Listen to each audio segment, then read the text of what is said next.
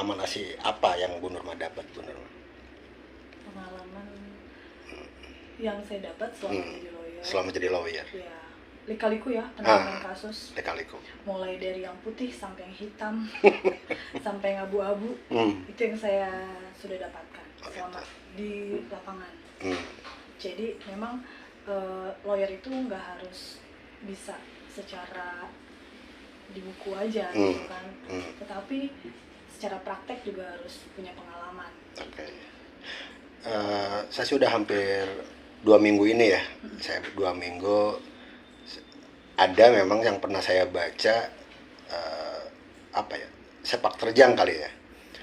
Sepak terjang seorang lawyer bernama Nurma Sadikin menyelesaikan case yang berhubungan dengan tanah ya Bu ya. Betul. Jadi ada beberapa klien Ibu mungkin yang case-nya diselesaikan atau kasusnya sama Bu Nurman ya. Iya, betul. Serumit apa Bu menyelesaikan kasus atau case tanah Bu?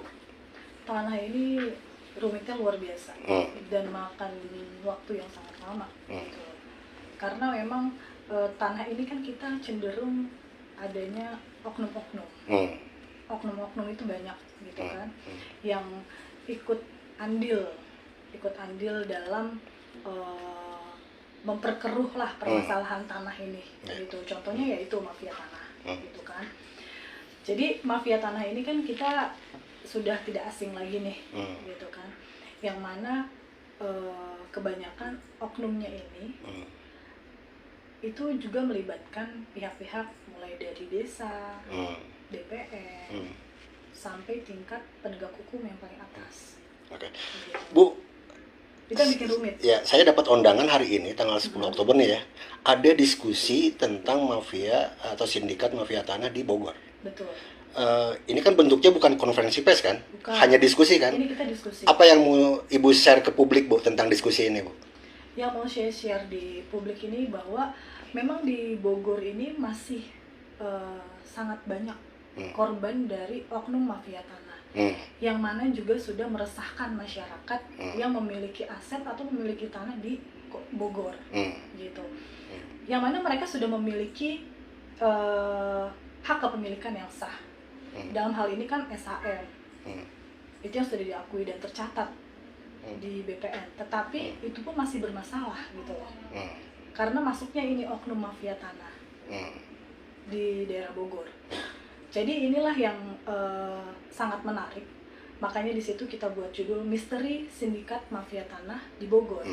Karena pada saat saya tahu gitu kan, mendapatkan informasi bahwa masih sangat banyak ini permasalahan tanah di Bogor yang melibatkan oknum mafia tanah. Yang mana mereka tuh diusik oleh oknum mafia tanah dengan cara adanya aksi premanisme juga. Gitu loh. Itu yang sangat meresahkan. Seberapa persen Bu Ibu yakin bisa menyelesaikan case tanah yang di Bogor ini ya? Termasuk yang di luar kota Bogor gitu. Betul.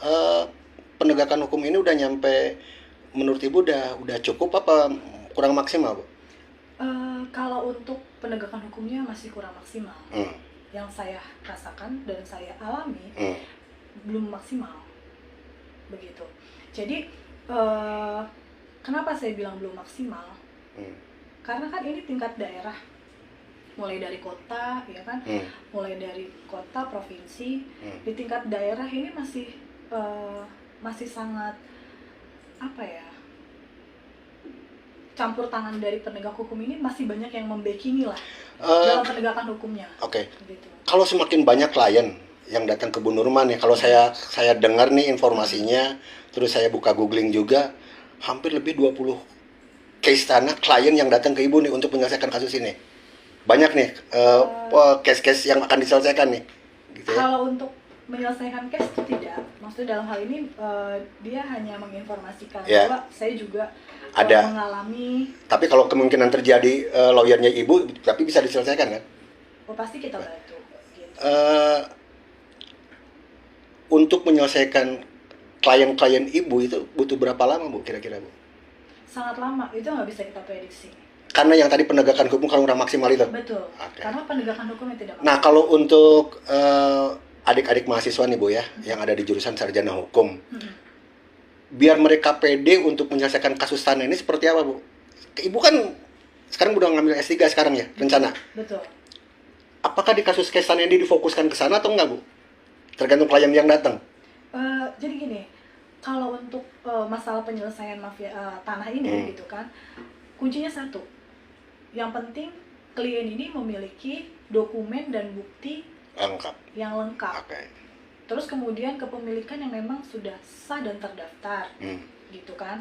Jadi kita tuh sudah punya legal standing, ya kan, sudah punya dasarnya. Jadi kita majunya juga pede, gitu.